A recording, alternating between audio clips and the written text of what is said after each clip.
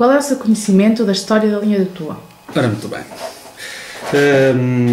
A linha do Tua aparece, como todas as linhas férreas em Portugal, foi implementada durante a Revolução Industrial. É uma linha afluente a par da linha do Corgo, do Tâmega e da linha do Sabor da linha do Douro. Sabe quem é que inaugurou?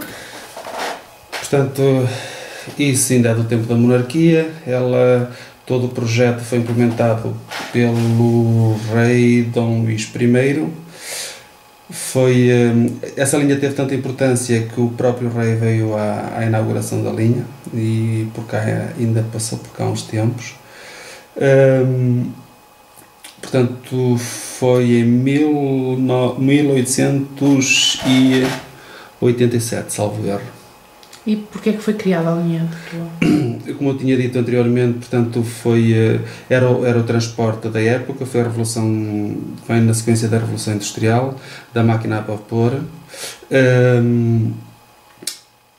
A linha do Tua, tal como as outras linhas férreas, servia para escoar portanto, os produtos agrícolas. No caso da linha do Tua, os produtos agrícolas e alguns minerais, porque nós aqui em Trás-os-Montes é uma região de algum minério, nomeadamente a linha do Tua escoava o estanho. Por exemplo, a linha do Corgo escoava o minério das minas de Jales, que servia a população, portanto, de Vila Real, Vila Pouca, de Pedras Salgadas, de Vidago e até Chaves. E foi muito importante à época porque, portanto, não havia rodoviárias, não havia estradas, não é? Ou melhor, as estradas que havia, os percursos eram acidentados. Uma deslocação num caminhão à época demoraria se calhar uma semana para chegar ao Porto, de Bragança ao Porto, ou até de Mirandela ao Porto. E através do comboio era tudo mais fácil.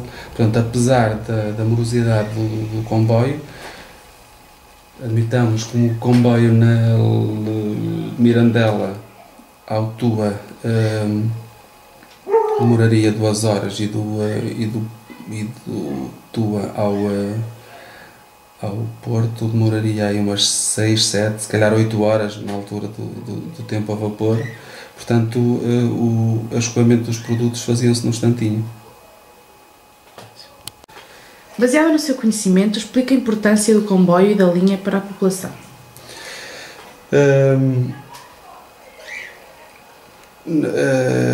Para a população, tal como também disse anteriormente, portanto, o principal objetivo era o escoamento dos produtos do interior, porque grande parte das composições eram de mercadorias.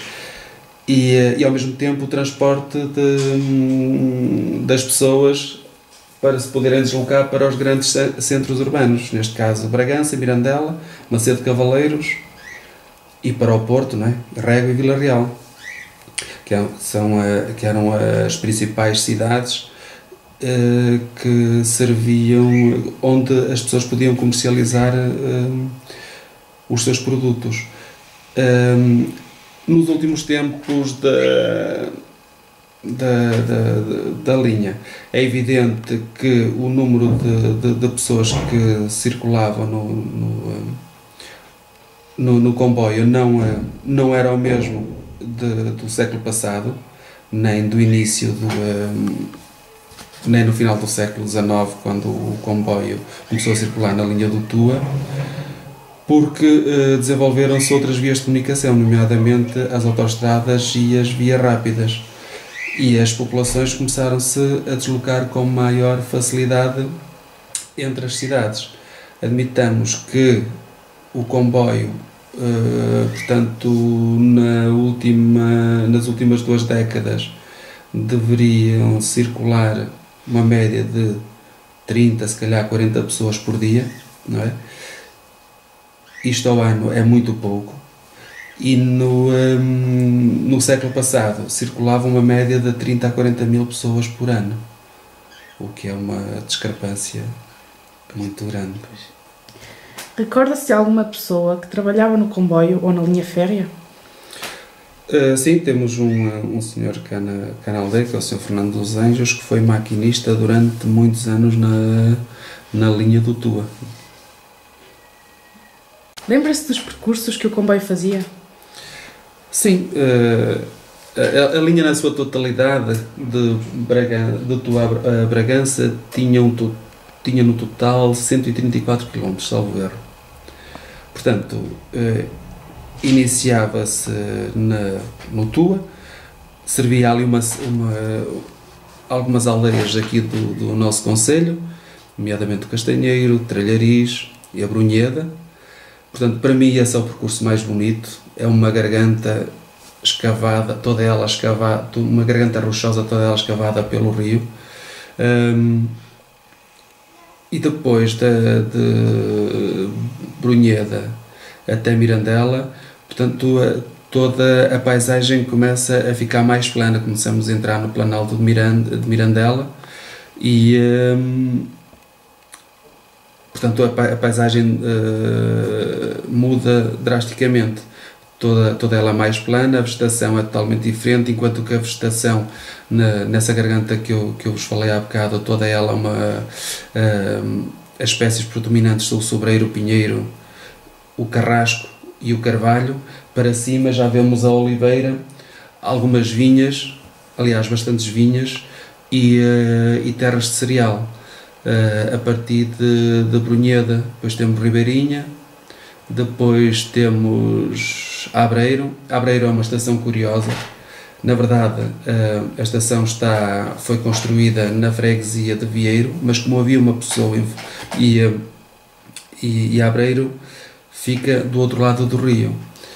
Então, mas como havia uma pessoa influente de Abreiro, na altura, junto de quem governava à época, pediu para essa estação não se chamar Vieiro, mas sim Abreiro. Portanto, imaginem o que é nós termos daqui uma estação na Lavandeira e chamar-se Loja e não Lavandeira.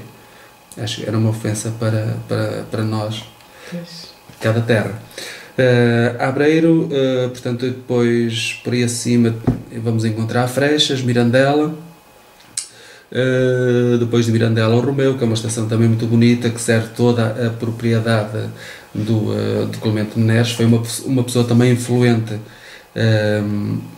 para a construção da linha, portanto, que a propriedade dele tem 5.000 hectares. Imaginem o que é a facilidade que a linha lhe veio trazer para escoar os produtos, nomeadamente o azeite e o vinho e a cortiça. Depois temos Macedo Cavaleiros, temos o Azibo, depois temos mais uma série de estações que agora não me recordo, até Bragança. Qual era a influência económica da utilização do comboio para a região?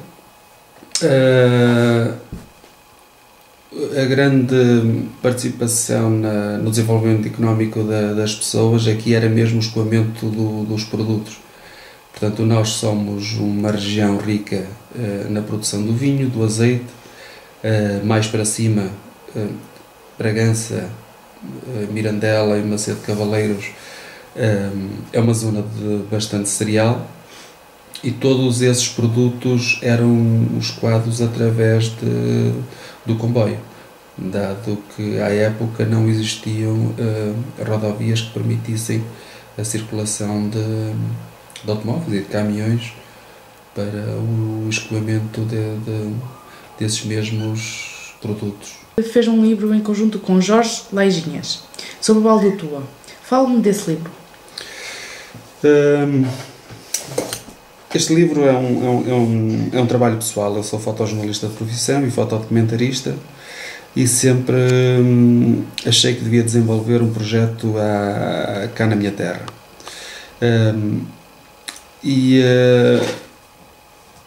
Só que ainda não tinha arranjado o tema, e eu, como sou um apaixonado pelos comboios e nomeadamente pela linha do Tua, um dia em conversa com um amigo, nós temos que, ele é escritor, o Jorge Lajinhas, em conversa com ele, temos que fazer alguma coisa lá por cima, temos que fazer um trabalho em conjunto, e eu, porque é que a gente não faz um levantamento fotográfico e tu fazes os textos sobre a linha de Tua. E ele, olha, boa ideia. Então, o segundo encontro que a gente teve, o próximo encontro que a gente teve depois dessa conversa foi logo na linha do Tuve. Portanto, começamos logo a caminhar pela linha fora, eu a fotografar e ele a escrever. É evidente que cada um de nós tinha uma postura diferente relativamente à linha do Tua e ao destino que a linha ia ter. Quando nós começamos o nosso projeto do Pasco Tolho, o comboio encontrava-se neste estado. E esta fotografia é o reflexo da nossa sociedade no interior de Portugal. Portanto, as aldeias vazias, não é? O nosso país, o interior do nosso país, deserto, e uma população envelhecida, triste e sem apoio.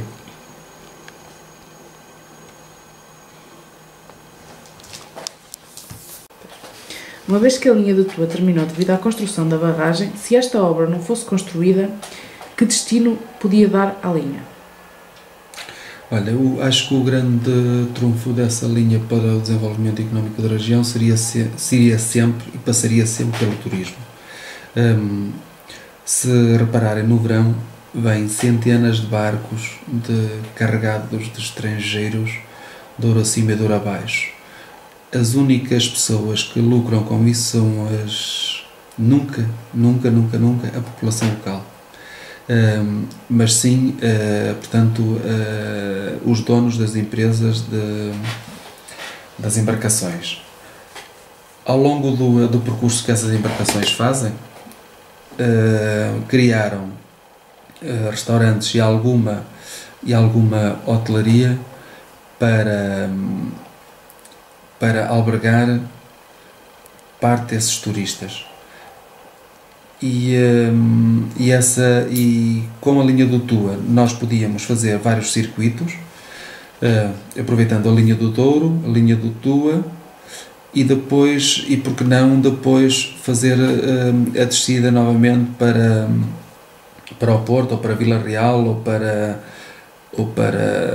ou até Bragança, de autocarro, e aí aproveitar a capacidade hoteleira local quer para albergar essas pessoas e quer também para movimentar um bocado a economia local, porque nós podemos, se vocês repararem no Porto, desde que as companhias low cost começaram a viajar para lá, o turismo no Porto desenvolveu-se assim, aumentou, eu diria que 300 ou 400% nos últimos 5 anos. E aqui poderia acontecer a mesma coisa. Desde o momento que houvesse um planeamento turístico para a região, eu acho que as pessoas vinham aqui mais vezes, os locais fixavam-se mais na nossa região, se calhar até investiam e se calhar até desenvolviam projetos próprios para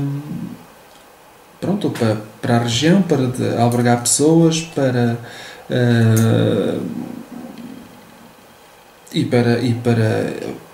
arranjar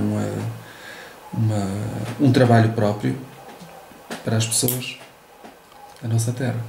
Obrigada, Sr. Leonel Castro, por ter participado nesta entrevista, de qual é patrocinado pelo projeto Mesmo Tuas Escolas. Obrigada. Muito bem, obrigado eu.